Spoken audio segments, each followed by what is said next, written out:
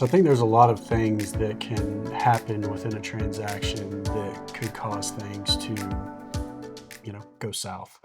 Um, Usually as the seller, you're kind of a lot of your, what's going on is happening on the buyer side. So I don't feel like there's quite as many things that could fall through on the seller side.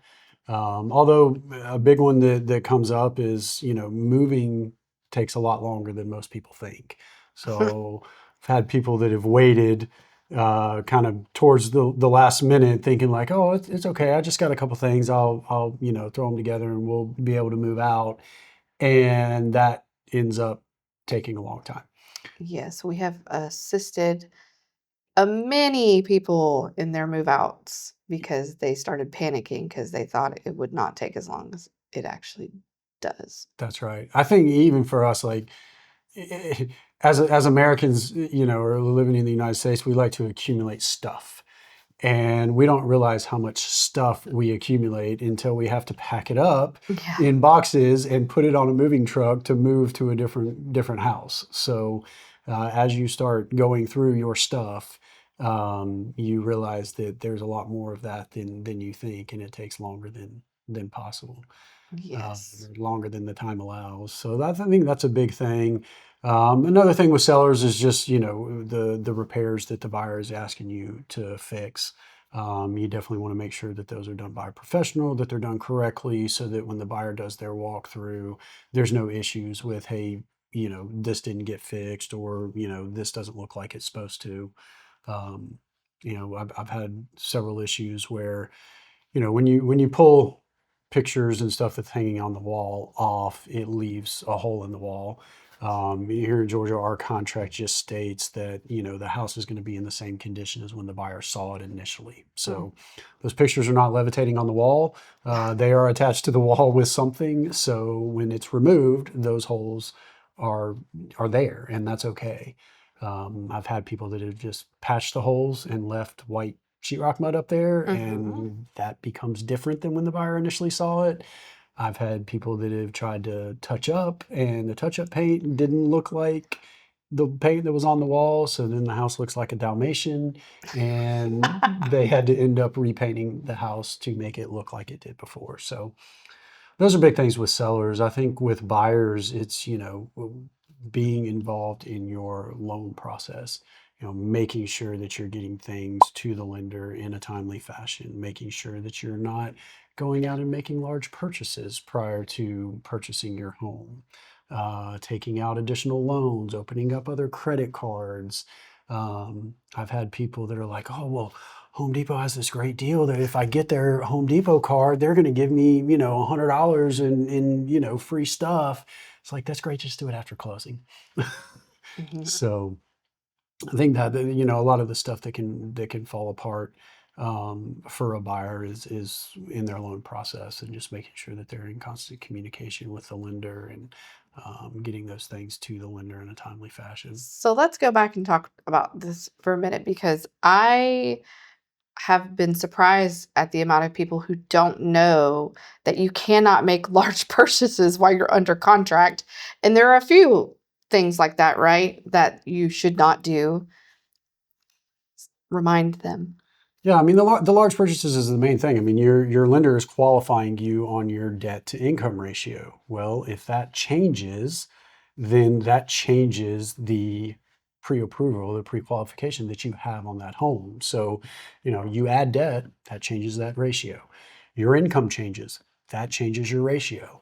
Don't go from a W-2 job to a 1099 job in the middle of Oh, that was what I was qualifying. thinking of was the Yes. other one. Because 'cause isn't there something with the, like, ti that you have to be with that job for a certain amount of time? So if you're considered a 1099 employee, that's you're not getting a W-2, you're not getting a steady paycheck, or you're not paying taxes on the money right away that's coming in.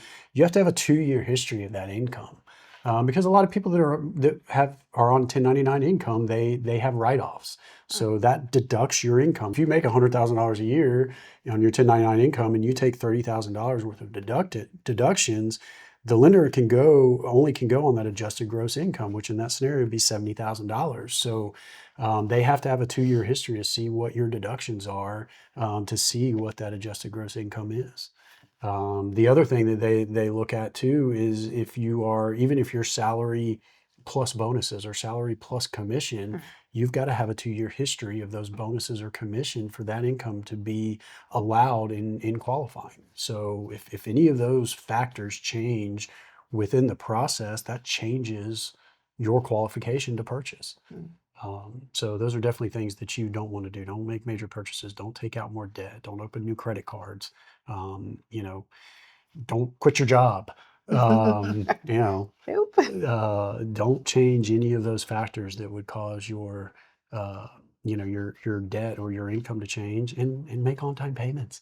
Don't have any derogatory things that pop up on your credit during the process, because they will check your credit again before you close. So don't think that, oh, they pulled my credit at the beginning, I can do whatever I want to with it now. It's going to get checked again before you close. And if anything changes, they will deny your loan. That would be such a bummer. It would be. I mean, you've done this whole process, gotten all the way through, and then you have this one hiccup at the end that causes you not to be able to purchase. I'm trying to think, have you ever had like deals fall apart because buyers or did that?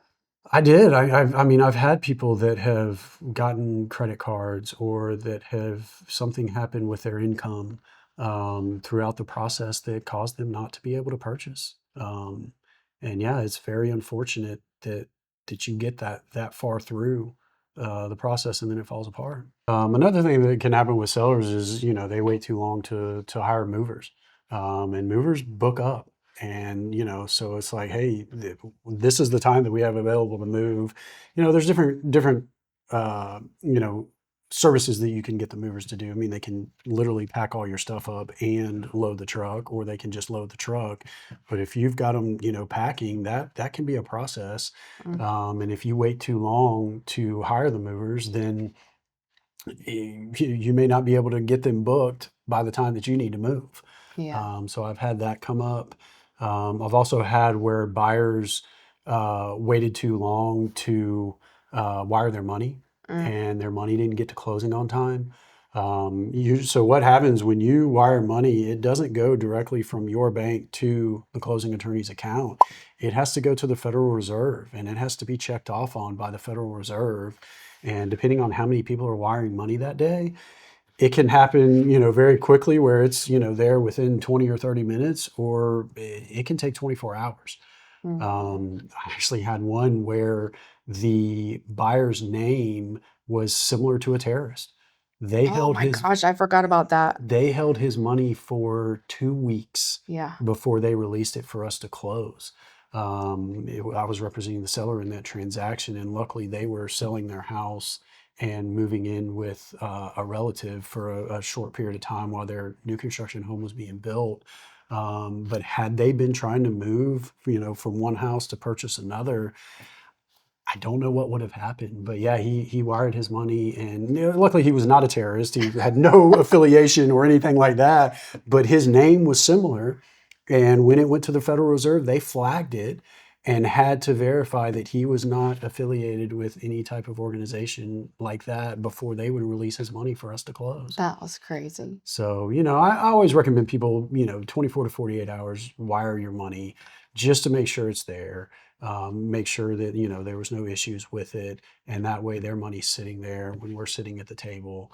Because I have had, you know, where people wire it that morning on their way to closing, and then it doesn't get there till the afternoon. And until the just sit closing there. attorney has your money, it is not your house.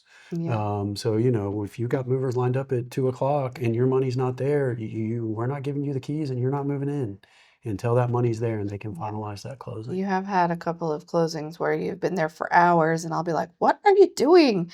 Um, Fun little fact about you is you don't answer the phone during closing, even if it's a text message. And so I'm like, "It looks like he's still there. I don't know why this is taking so long. Like, what Yeah. is he doing?" Because yeah, and that's and sometimes you have, thankfully, we have really good lenders, so this does not happen all the time. It's usually on the other side of the transaction. But if they don't do what they're supposed to do on their end, then you get to sit there That's and right. wait.